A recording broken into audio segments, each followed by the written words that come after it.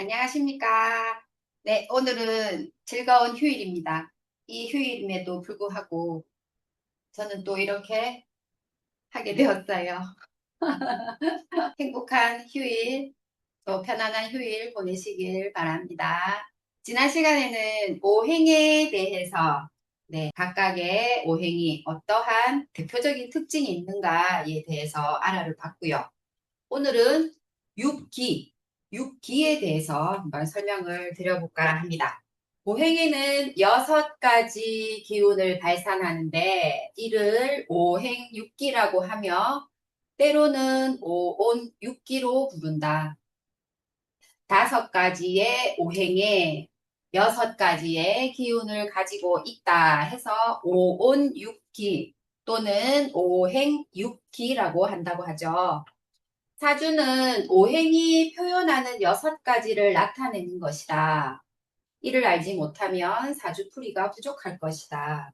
이 사주의 구성은 물론 천간과 지지가 조화롭게 균형을 이루고 있는데 그 천간과 지지는 결과적으로 오행에서 파생되어 나온 것들이기 때문에 이 오행의 특징들 따라서 6가지의 어떤 기운들 그런 것들을 반드시 잘 숙지하고 넘어가셔야지만 사주를 풀 때 있어서 적재적소에 아주 유용하게 적합하게 풀이가 될 것이다. 지금 이런 얘기를 하고 있는 거죠.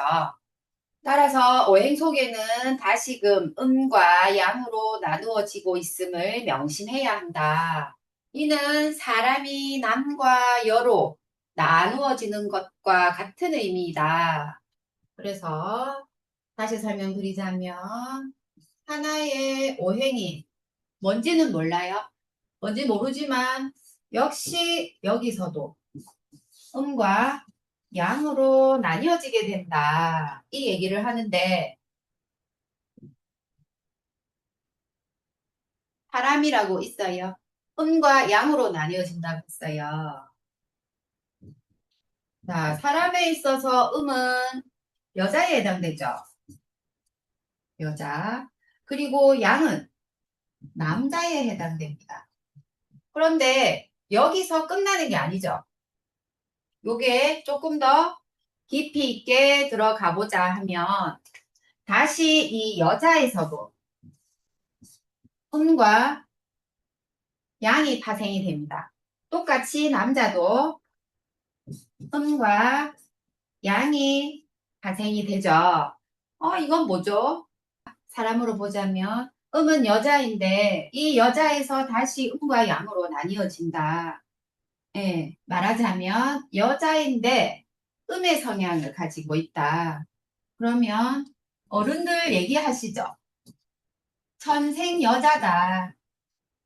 음의 기운을 강하게 가지고 있으니 천생 여자다. 옛날로 얘기를 하자면 정말 그 옛날 조선시대나 이런 데 보면 현모양처 아시죠? 집안에서 조용히 살림을 하면서 자식들을 키우고 남편을 내조를 하는 그렇게 보시면 되고 또 여자임에도 양의 성향을 가지고 있다. 여자이면서 왈가닥 한다는 남자의 성향을 가지고 있다 보니 우리가 예전부터 많이 이런 얘기들을 아마 들으셨을 것 같아요. 너는 치마만 둘렀지 남자구나. 이게 이 얘기입니다. 이해되시죠? 그 다음이 남자에서는 남자는 양이라고 했어요. 남자는 양인데 또다시 이 남자에서 음과 양이 나누어진다고 했는데 남자가 음의 성향을 가지고 있어요. 이건 뭘까요? 또다시 옛날 이야기를 좀 빌려오자면 남자가 여자 성향을 가지고 있다. 따라서 나는 가정적이고 내성적이면서 집안일에 관심이 많다거나 예전에 그런 말이 있었죠.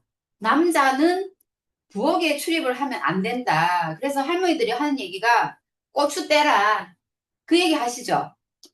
남자이지만 이제 음의 성향을 강하게 가지고 있어서다. 그렇게 이해를 하시면 바를 것 같고 남자가 양의 성향을 가지고 있어요.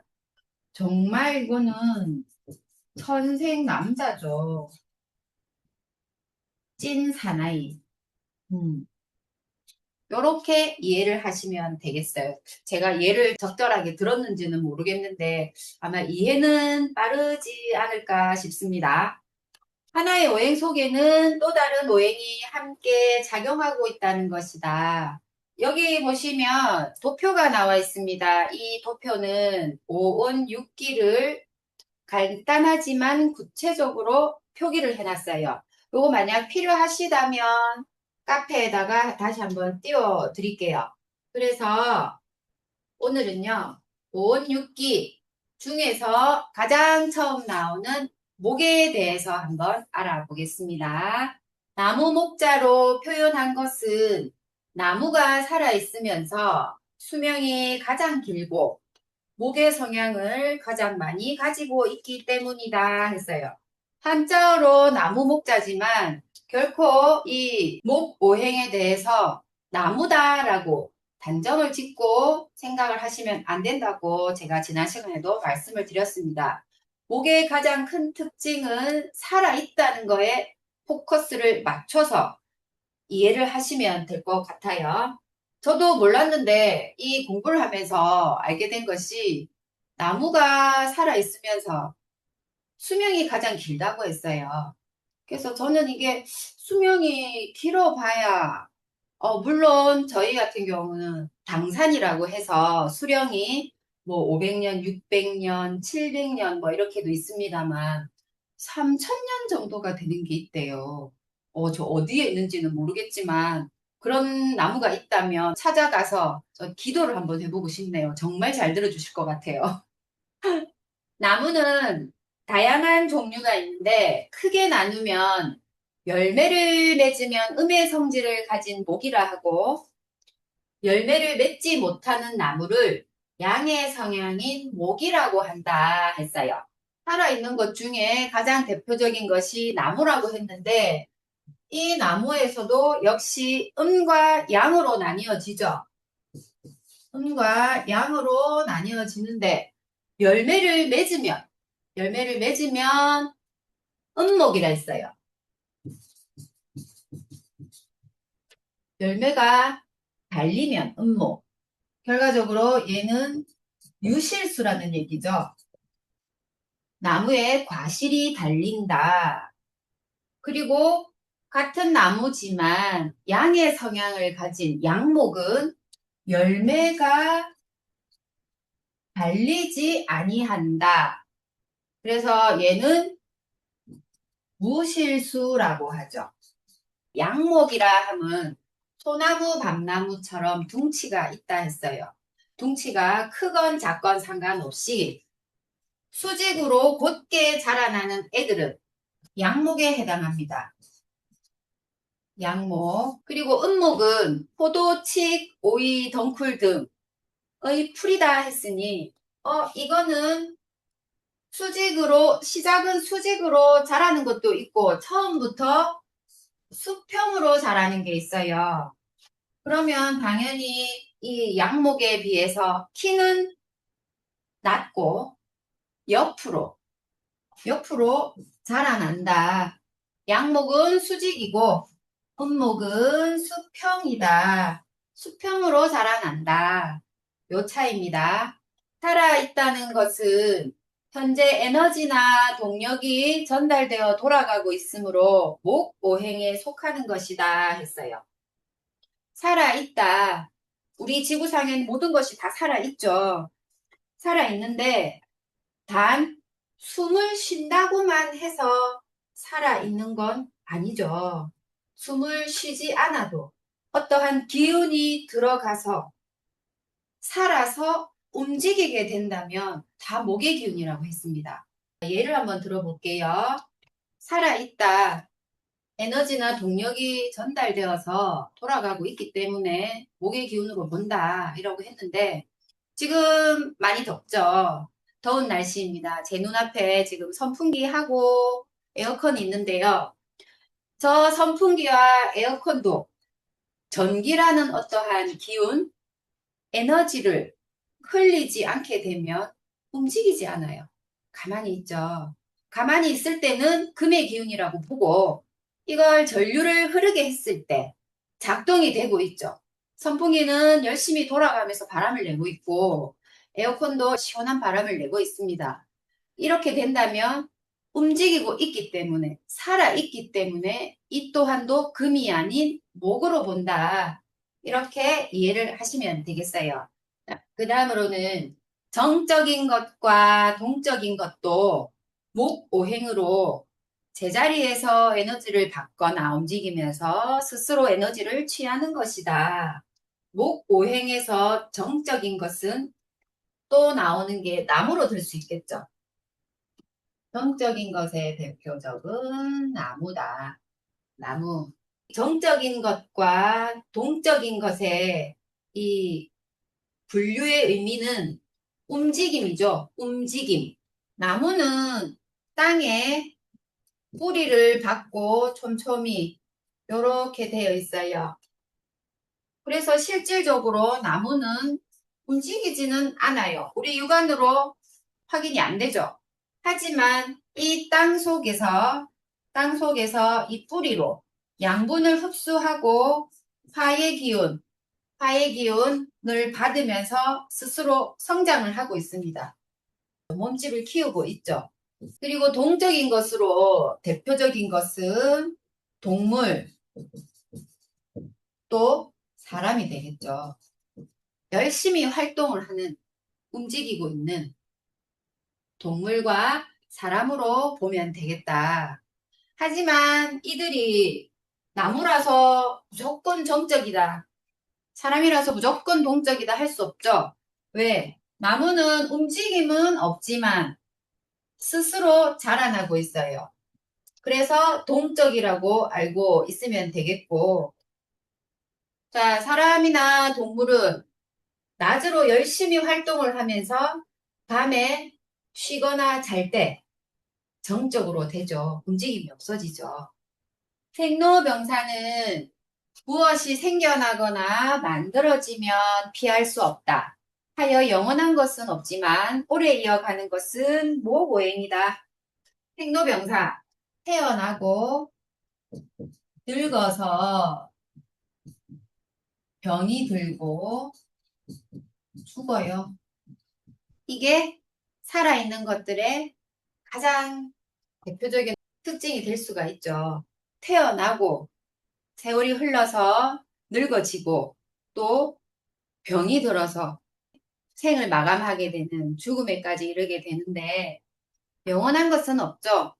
아무리 과학이 발달이 돼서 인간의 수명이 길어진다, 연장을 할 수가 있다, 뭐 어떠한 DNA를 복제를 해서 똑같이 사람으로 뭐 복제 인간이 나온다 하더라 해도 그거는 자연을 거스르는 행위이기 때문에 결국엔 모두의 욕심일 뿐이죠. 그래서 대대손손 이어가는 것은 살아있는 것 뿐이다. 살아있는 것만의 유일한 강점, 무기가 되겠죠. 그 다음에 재생과 재활이라고 나왔어요. 사용할 수 없어서 다른 무엇으로 만들어지거나 아니면 다시 사용할 수 있게 고쳐지는 것이라고 할 것이다. 재생과 재활. 요거에 예를 들자면 나무가 살아있을 때만 나무라고 하지 이 나무가 죽었어요. 죽어지게 되면 요 부분이나 요 부분 잘라내서 어떻게? 땔감으로 사용을 하죠.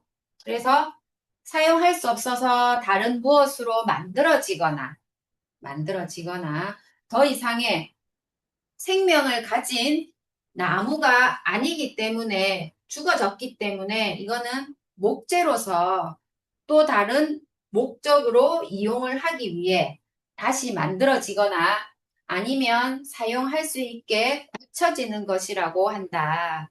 윤회는 완전히 사라진 후에 다시 생겨나거나 만들어지는 것이다. 즉, 사람이 사람으로 태어나고 고철이나 플라스틱 같은 것은 녹여서 다시 만든다. 윤회라는 말 많이 들어보셨죠? 불교적 용어인데 이 윤회 역시도 살아있는 것이기에 윤회가 가능한 것이죠. 사람이 죽어서 동물로 환생을 한다. 이거는 제가 아직 죽어보진 않았기 때문에 어떻게 다시 바뀌어서 나올지는 모르겠습니다만 사람은 사람으로 나와질 것 같아요. 사람은 사람으로서 반드시 윤회하게 되고 보철이나 플라스틱 같은 경우는 얘네들을 다 수거해서 요즘은 이 재활용 리사이클 업체들이 많이 생겨나고 있죠. 자원의 재활용 때문에 폐기를 해서 갈아내고 녹여서 새로운 다른 무언가를 만들어냅니다. 그것이 윤회라고 하는 거죠. 사람이 결혼해서 자식을 낳게 되면 그 자식이 성장해서 다시 출가를 하고 자식을 낳고 쭉쭉 이어집니다. 마찬가지로 식물에서도 씨앗을 파종하여 키우는 것이다 했어요. 씨앗을 파종해서 다시금 무언가로 자라나게 되면 그 무언가는 자라나서 열매를 맺고 그 열매를 우리 인간이 수거해서 보관을 해두죠. 종자로서. 이거를 계속적으로 반복해서 쓴다는 거죠. 그런 뜻으로 이해를 하시면 되겠습니다. 오늘 어떠셨나요? 재밌으셨나요? 제가 아직 능숙하지 못해서 이 딱딱한 공부를 재미있게 끌어가지는 못하지만 언젠간 때가 되면 탄력이 붙게 된다면 많은 이야기들도 들려드리면서 분위기 매끄럽게 유하게 끌어가 보도록 하겠습니다. 오늘은 목에 대해서 알아봤고요. 다음 시간에는 화에 대해서 한번 알아보겠습니다. 수고하셨습니다.